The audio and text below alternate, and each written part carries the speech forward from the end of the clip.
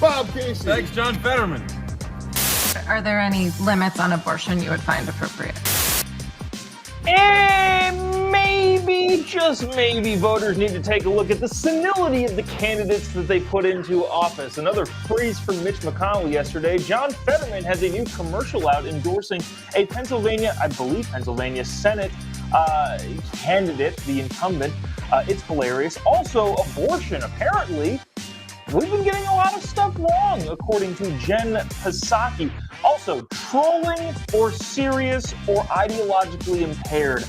You decide. All that and more coming up on this episode of Daily Caller Live. Thanks so much for tuning in. My name is Jobob. Daily Caller Live starts right now. Here we go! That might be the only brown guy on earth named Jobob. That is actually their name, Jobob.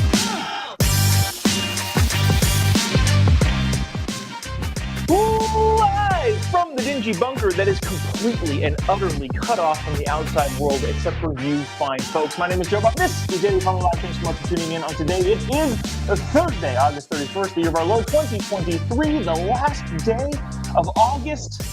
How about that? Where does the time go? It's almost September. We're almost done with 2023. Does anybody else feel like that just flew by? But a lot to get to today. Mitch McConnell, Senate minority? It's tied. So the Republican Senate leader in the Senate had another freeze up yesterday that I'd like to play for you. Look, the caveat, again, like always, is nobody likes seeing this. And also, well, nobody likes seeing it on any side. I don't like seeing Mitch McConnell have issues like this. I don't like seeing Dianne Feinstein have issues like this, or John Fetterman, or Joe Biden. But at the same time, when these people have immense power, you probably should pay attention to it. I'm going to play you this clip. It's like 45 seconds of Mitch McConnell just kind of freezing up, and it is sad and also needs to be talked about because maybe voters should care about the senility of the candidates that they select to run the government. Watch this. We will discuss on the other side. Let me know what you think in the comment section, too, about term limits, because that's kind of the big thing that people generally lean on. I don't necessarily know if that's the big deal. So in the comment section, let me know what you think. Check this out. What are my thoughts about what? Running for re-election in 2026. That's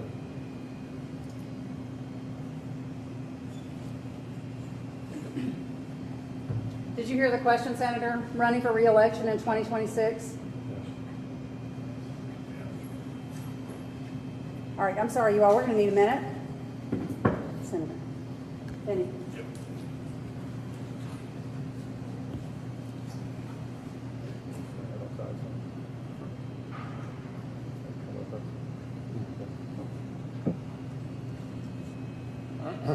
Okay. Somebody else have a question? Please speak up.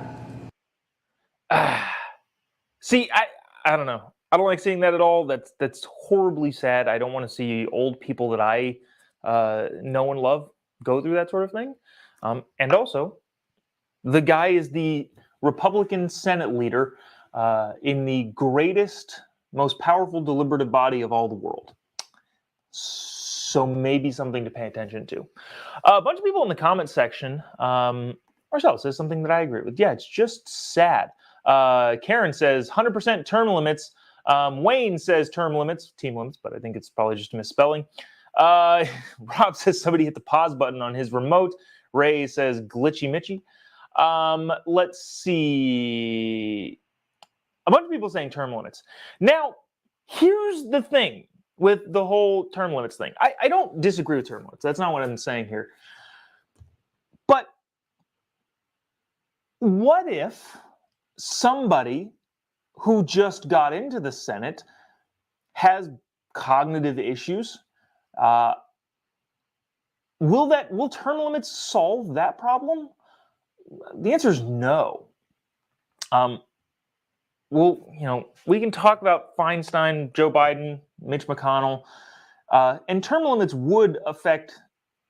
What did I say? Joe Biden? Geez, maybe you should have term limits on this show. Those people would be affected by term limits. They've been in office forever. And their cognitive decline seems obvious, especially in cases like this. Now, the issue I have with term limits, or at least the part of me that says this is not an ultimate fix, term limits, is when you get people like, holy cow, a bunch of people in the comment section just came in saying, yeah, term limits, term limits, term limits. A bunch of people saying term limits. Again, I don't disagree with term limits. However, what do you then do about people like this? This is John Fetterman's first time in office, first term in office. He got elected in 2022. And effectively, Republicans only had to win one freaking Senate seat. And they blew it. Conversation for a different time.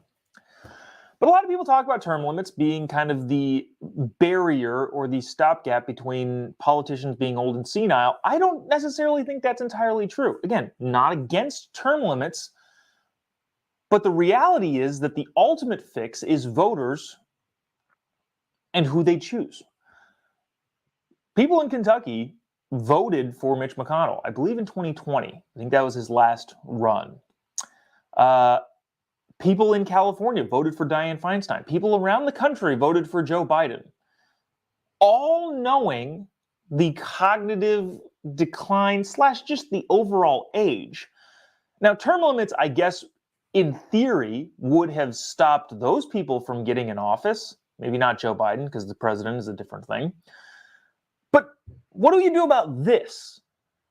John Fetterman, we don't need to play any of his crazy clips. This is kind of just a funny clip that I wanted to play because it's a different kind of topic. But John Fetterman, clearly having suffered a stroke, has a terrible cognitive decline, and it's sad. And also, the voters of Pennsylvania put him into office. And so that being said, term limits aren't the ultimate fix. Ultimately, it's the voters that put these people into office that need to either pay more attention or not vote. I don't know. I want you to watch this Fetterman clip before I get to another Fetterman thing that isn't necessarily Fetterman related, but I want you to just watch this. This is two senators, U.S. senators, trying to be relatable. John Fetterman, I guess, fortunately for his sake and his family's sake, doesn't seem too out of the loop cognitively, but from a relating to the everyday person. I want you to watch this and see if you think that these are two guys that you'd love to go hang out with. Check this out. Hey, Bob Casey. John Fetterman. Hey, everybody. Hey, last year you all helped elect John Fetterman to the United States Senate. I need your help in 2024. Please chip in whatever you can. I'm telling you how serious it is that we make sure we keep Bob Casey in the Senate right now. Can you help chipping in a couple bucks to make sure we keep Bob Casey right here in this Senate right now? Bob Casey. Thanks, John Fetterman. That wasn't a display of the cognitive decline of the senator from Pennsylvania. That was more an example of, holy cow, are these people robots? Who talks like this? When I was with Charlie Kirk on, what was it, Friday?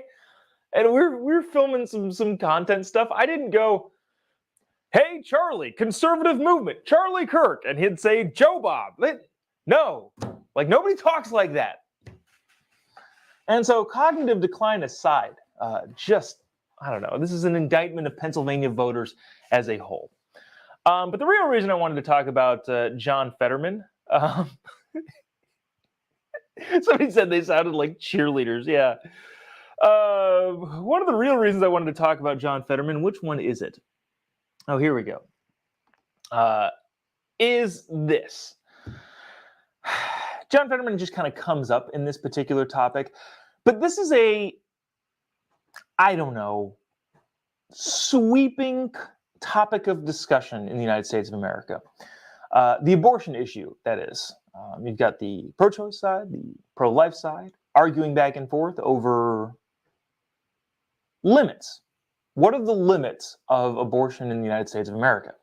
Now, we've said on the show multiple times, the limit seems to be, the consensus of Americans is first trimester. So 12 weeks, anything after that, absolutely not. That's not me that's polling. Me specifically, I probably have more harsh is not the right term, strict guidelines to whether or not you can kill a child, which is no. But just overall, as Americans as a whole, the population, if you poll Republicans, Democrats, Independents, Libertarians, all of them, first trimester, even though people might be uncomfortable with it, a lot of America, majority of America says, yeah. And then that's Republicans, Democrats, Independents. I think it's like 70% of Americans say first trimester, even though I might be uncomfortable with it, probably not. I mean, probably should be allowed. Second trimester and on. Second trimester polling, Americans, Republicans, Democrats, Independents all say, yeah, probably not. Third trimester, pretty much everybody says absolutely freaking not. About 20% of Americans think that you should be able to have an abortion at any time, which those 20% of people are severely unattached from reality, I think. Now, the interesting part about this is that I think a gaslighting operation is going on the lefty side of the aisle to combat the more conservative viewpoints on abortion in the country. And what I mean by that is, I want you to look at this tweet from Jen Psaki. It's been on the screen for a while in case you can't or haven't read it, where she says, no one supports abortion up until birth. Really? Now, I of course, I think Jen Psaki, if she is saying that I don't support abortion up until birth, I think she's absolutely right. Yeah, 100%. Now, again, we probably disagree on when the timeline is, when the limit is. But if she's saying up until the day of birth, you're not allowed to get an abortion, I agree with her. But to say that nobody believes that is just factually untrue. The hardest of the hardcore, I said there's about 20% that think you can get an abortion in the third trimester. About 20% of people actually do, and they are the ones driving the conversation. And what I want to use an example of that is this clip, who also John Fetterman coming up into play, where he is running for Senate in Pennsylvania not all that long ago. Watch this. It's a very short clip, but it kind of pushes back on the idea that Jen Psaki says that nobody supports abortion up until birth. Check it out. Are there any limits on abortion you would find appropriate? I don't believe so, no. I believe that is between a woman and her physician. Okay. Bottom line, that's what it is. He did not clarify any further. And that is just one clip of several of lefties saying, oh yeah, I don't believe there's any limits. I don't believe there's any timelines. It's all fine. It's a woman's choice. Of course, that is not true. The polling, again, shows first trimester, Americans as a whole, left, right, center, say, second trimester, third trimester, they say absolutely not. But there is still a contingent of people that says, yeah, you can have it all the way up until birth. And Jen Psaki is here saying that that does not exist, which I believe is an attempt to gaslight the American people into thinking that, nobody thinks that, even though there is a substantial contingent that all supports one particular party. To kind of piggyback on this sort of stuff, there was a bill that didn't get through the California legislature, but I think it was last year, saying that I think conservatives made it a point of saying, well, you can get an abortion up to 2 days after birth, 72 hours after birth. Do I want to get into the clarifying of that? Honestly, not really. The bottom line is it did not pass because it was insane. It wasn't saying that you can, quote unquote, murder a kid. It wasn't saying that. It was saying if your kid happens to pass away, California is not going to investigate it, which to me is pretty anti-life, if you ask me about that. So again, to piggyback on the point that Jen Psaki is saying that nobody supports abortion up until birth is just factually inaccurate, and I think it's an attempt to gaslight the American people. Moving on to another thing that's not so horrible and terrible. I want to get to this. I'm curious. This is an ongoing thing that I see amongst so many different people and groups. And is it going to come on the screen? Are we having technical difficulties here, or is everything just stopped and stalling? Maybe it is. Maybe that's where we're at.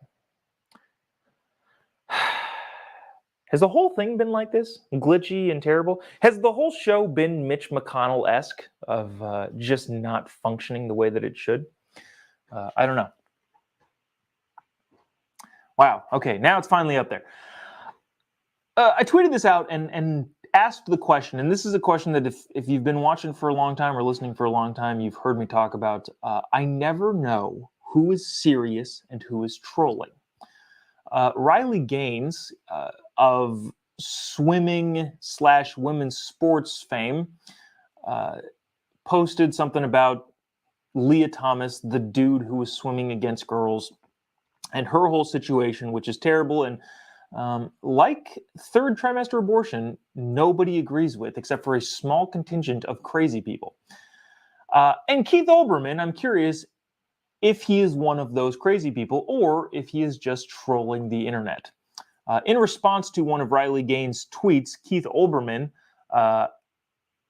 talking about a female swimmer losing to a dude, said this: Can you just address the reality and move past? ? You sucked at swimming. That's why you lost. Now, in my never-ending quest to figure out if people are being serious or they're just trying to gain attention, I don't know where this fits. In the comment section, if you want to give me some sort of inkling of what you think is actually going on here, is this a deranged, crazy person? Because it really is. Like, look, I try to give grace in terms of what people say online. But if you say something like this and actually believe it, if you say that the reason that a woman lost to a man in a physical contest is because that woman sucks at that thing, you got a couple screws loose. So is it ideological blindness that drives people crazy, or is Keith snickering at home? Because this tweet got, I don't know how, 2 million views.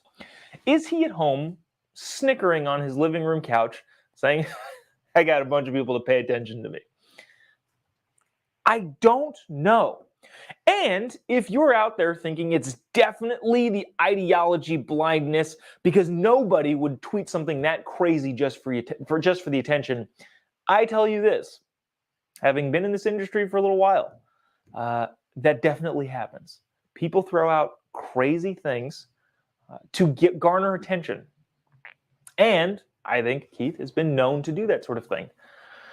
So I always wonder what is actually going on here. And another one of those people that I think is interesting going on here, and sorry that I'm just bringing up tweets pretty, I guess, randomly and showing them on the screen, is because tweets like this too. Is this a cry for attention, or does this person actually believe this? Jamel Hill, in response to Nikki Haley, well, okay, let me just set this up really quick. Nikki Haley, running for president, former governor of South Carolina and former UN ambassador, said in her presidential campaign, a vote for Joe Biden is really a vote for Kamala Harris. Now, that seems to just be true. I don't think Joe Biden's actually running. I think he's going to announce, probably in a couple weeks here, that he's not running for president because he is old and senile. But if he were to run for president, Nikki Haley is stating that if a vote for Joe Biden is a vote for Kamala Harris because he is old and will not be able to finish this term, let alone the next term, which is worse. Kamala Harris being the president of the United States. Now, someone named Jamel Hill, former sports reporter, took exception to that tweet and said the following.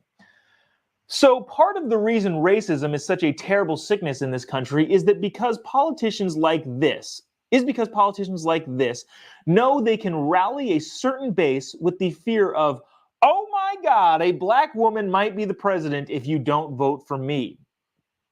Then we all act surprised when the most hateful part of the base decides they need to act out on their feelings of hatred.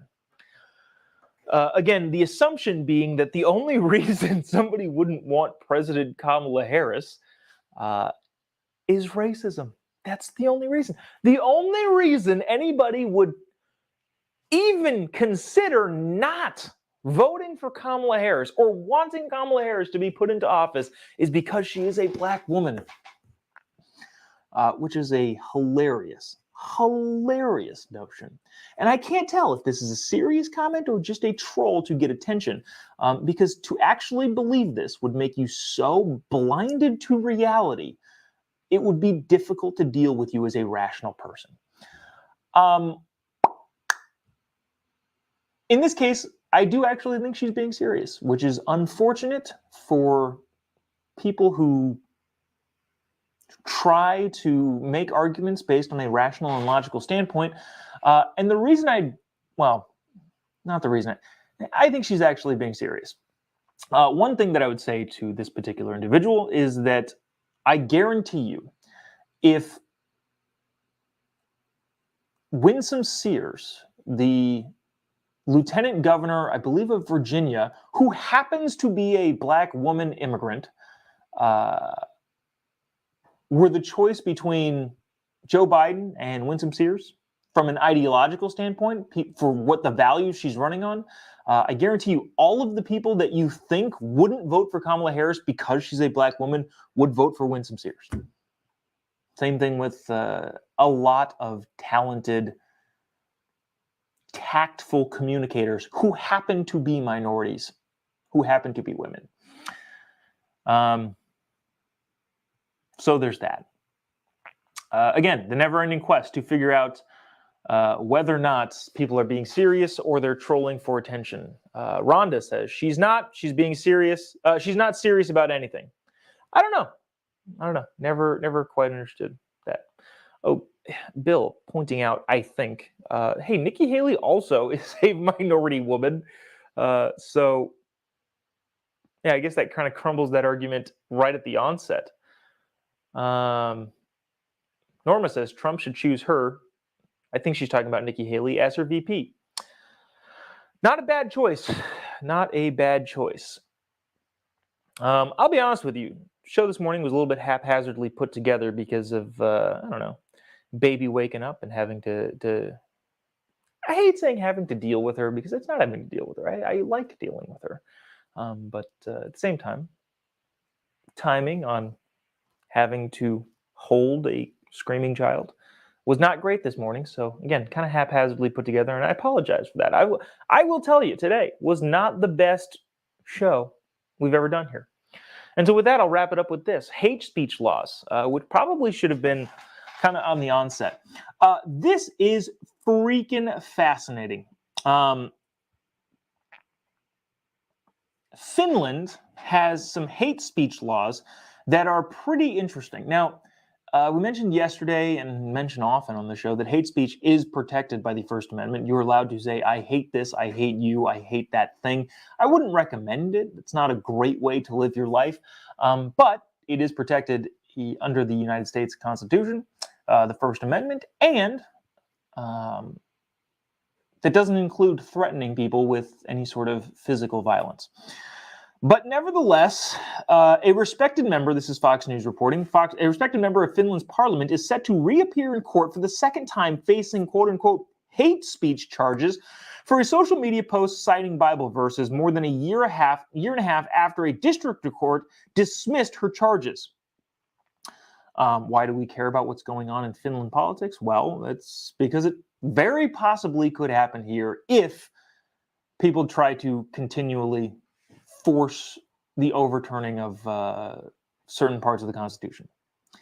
I'm hoping the Supreme Court would block any sort of thing that would attempt to do that sort. Jeez, wow, what a day. I think any of those rules that would say that something is quote-unquote hate speech, the Supreme Court would overrule, but this is what would happen if you didn't have the First Amendment in the Constitution. In February of 2022, a Helsinki district court unanimously dismissed the charges that, quote-unquote, instituted hate speech over this particular individual about their Christian beliefs. In 2019, the person in question, and the only reason I say the person in question is because I'm not even going to take an attempt at attempting to pronounce her name. In 2019, a tweet that she put out questioned her church's sponsorship of an LGBTQ pride event and linked to her Instagram post, which had a picture of Romans 1 verses 24 verses 27. And the bottom line is now she's being put on trial for quote unquote hate speech because apparently questioning the sponsorship of an LGBTQ sponsorship, questioning the sponsorship of a church sponsoring the LGBTQ thing is hateful, so to speak. You know, this is a day. Yeah, I'll be honest with you. Not the best thing. That's basically what's going on there, and that'll do it for us today. Not the brightest shining moment of this show, but we'll we'll cut our losses here and regroup and try again tomorrow. In the busyness of today, I will be on the Charlie Kirk Show from 11 to noon today, Pacific time. What is that? 2 to 3 Eastern time, the third hour of the fantastic Charlie Kirk Show, talking pop culture and all of the things going on in the realm of entertainment. So if you feel so inclined and you want to see if there's, I don't know what I'm talking about.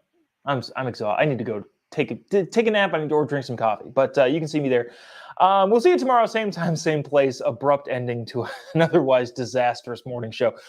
Talk to you tomorrow. See you then. God bless America.